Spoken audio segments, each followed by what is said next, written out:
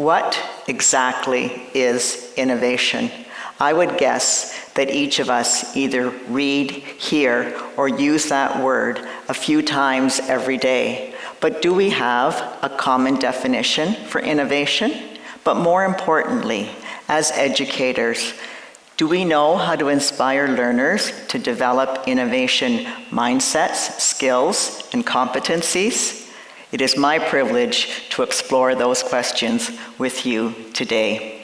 I began my innovation journey about 2 years ago when I was asked by the Rideau Hall Foundation to use stories of Canadian innovations to create educational resources, grades kindergarten to 12, and cultivate a culture of innovation among Canadian youth. My first response was, wow. My second response was, I need to form a committee.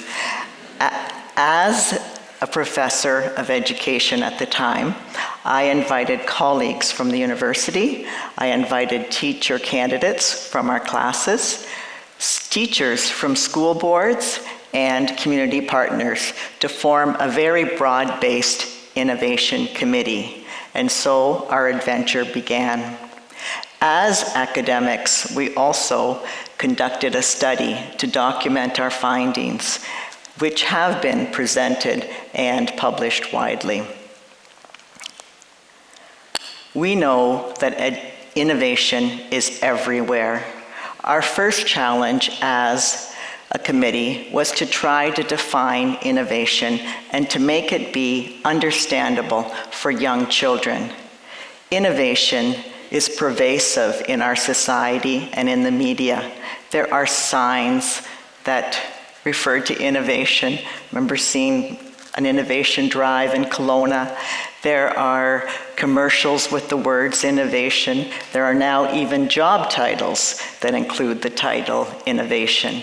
Yet, I wonder if innovation is as pervasive in our schools. Do you know if teachers refer to their students as innovators?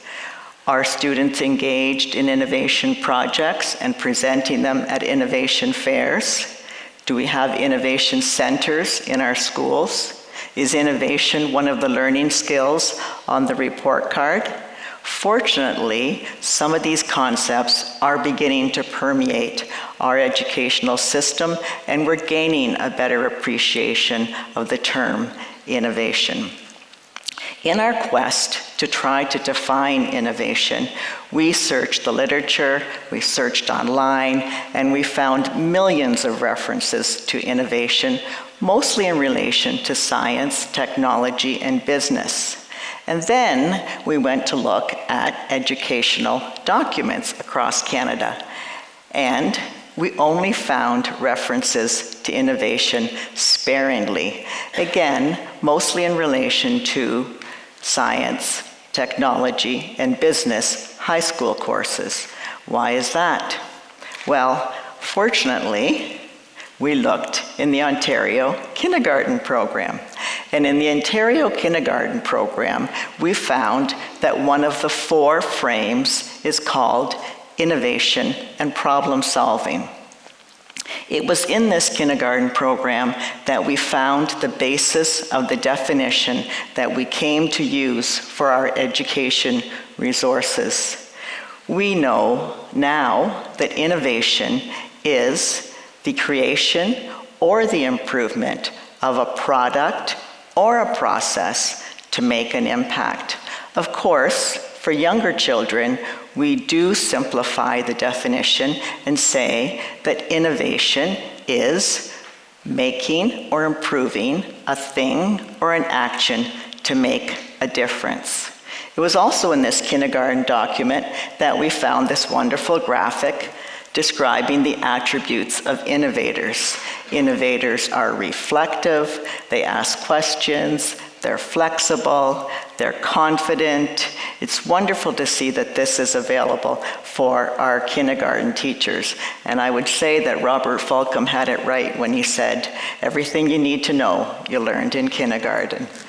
The definition of innovation became very clear to us. We realized that innovation is a cyclical, reflective, iterative, and repetitive process.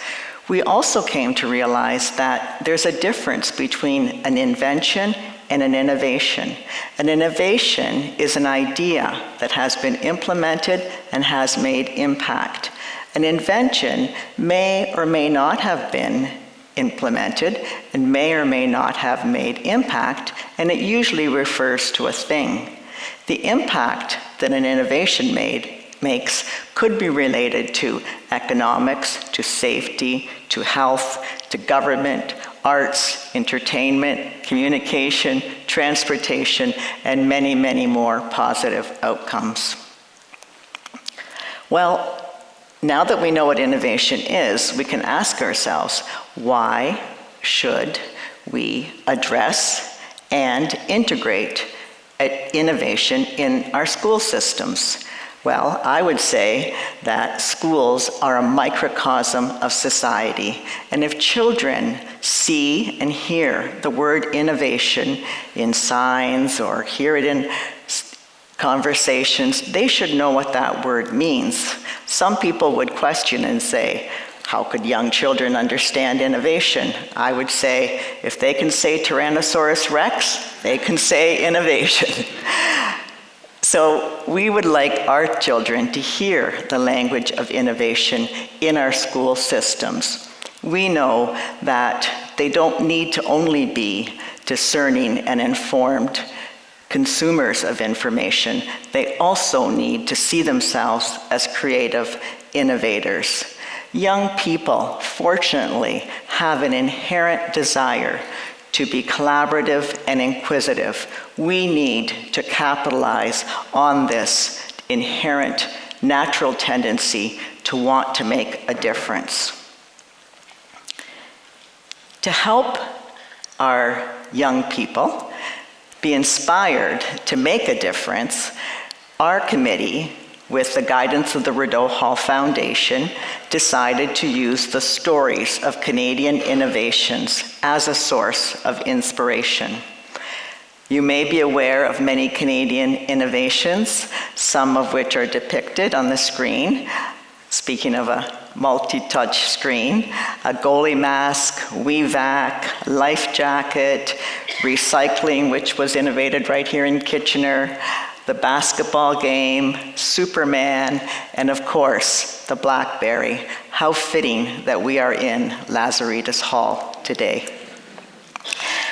By discovering, analyzing, and researching the stories of Canadian innovations and innovators, our learners come to understand why and how innovations were created.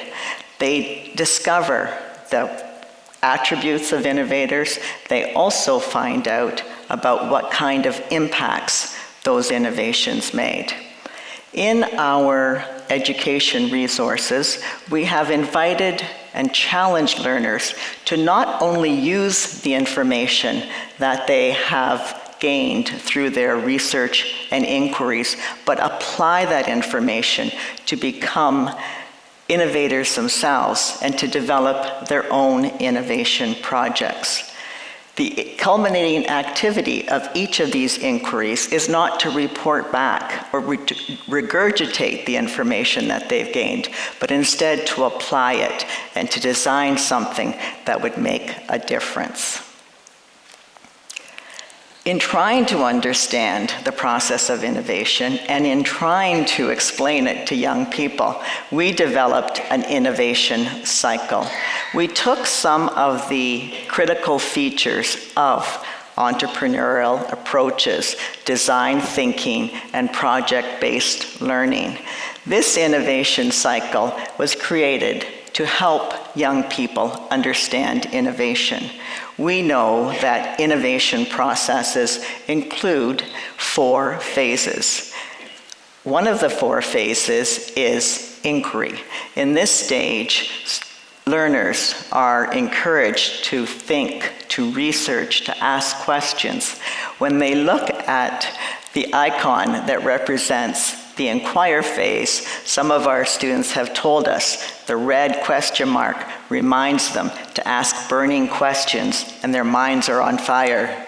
When we move on to the ideate phase, they begin to use the information that they've gleaned and gathered from the inquiry phase to begin to integrate their ideas and to possibly come up with an idea for an innovation.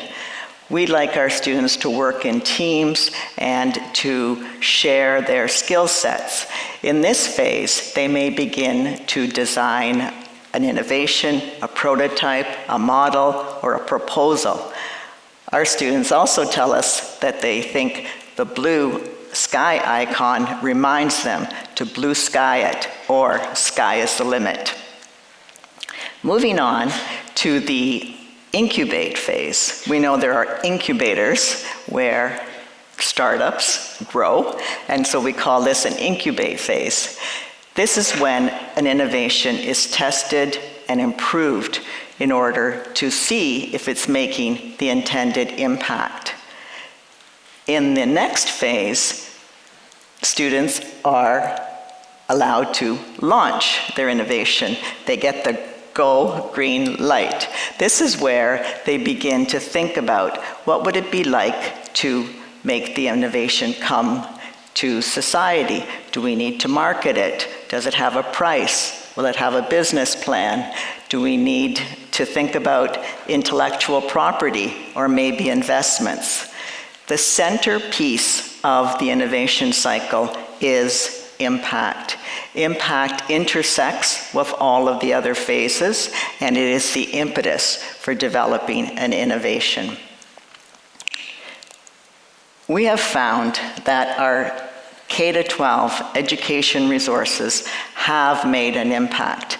They have made an impact on students, on teachers, on teacher candidates, and on parents and principals. As early as kindergarten, we've had teachers develop a Canadian innovation alphabet. How exciting is it to take letters of the alphabet and then to learn about Canadian innovations? Students in these classrooms have co-created this alphabet with their teachers. They've then been invited to play and explore during innovation time. Some teachers have set up innovation stations in their kindergarten and primary classrooms. We also have many, many innovation projects and celebrations taking place. We have seen the evidence of our work and the impact on young people.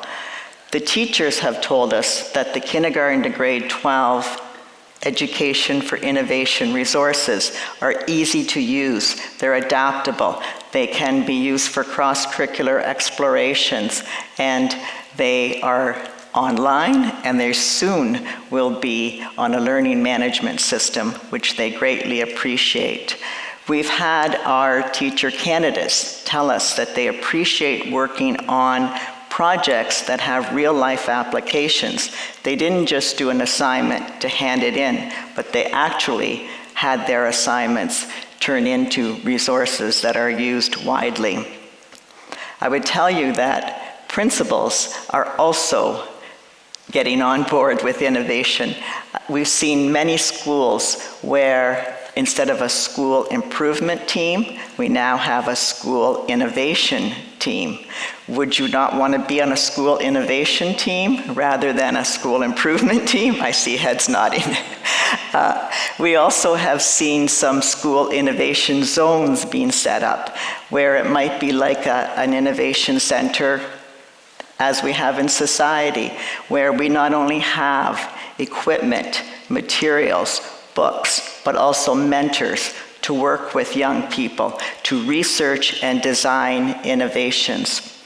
We've seen in one or more schools where there's been a cluster in a high school of cross-curricular courses, team taught by a number of teachers, in order that students can be immersed in innovation projects that span the entire year, rather than siloed subject matters. Some principals have started asking their students for suggestions on how to enhance the school. And as you might expect, they've been inundated with suggestions of innovations and enhancements for their schools. Lastly, but most importantly, parents are very excited to attend innovation celebrations and to hear their children use the language of innovation, both at home and at school. In our research, we have found that our work has had an impact, but innovation is not easy. It requires solid leadership, organic structures, flexible supports, and a positive mindset. We can very positively, happily, and proudly conclude that education can cultivate innovation when both teachers and learners are inspired to imagine, to inquire, to integrate, to interact, to iterate, and to implement their ideas to make a positive impact. I'd like to ask you to join us in this journey of innovation.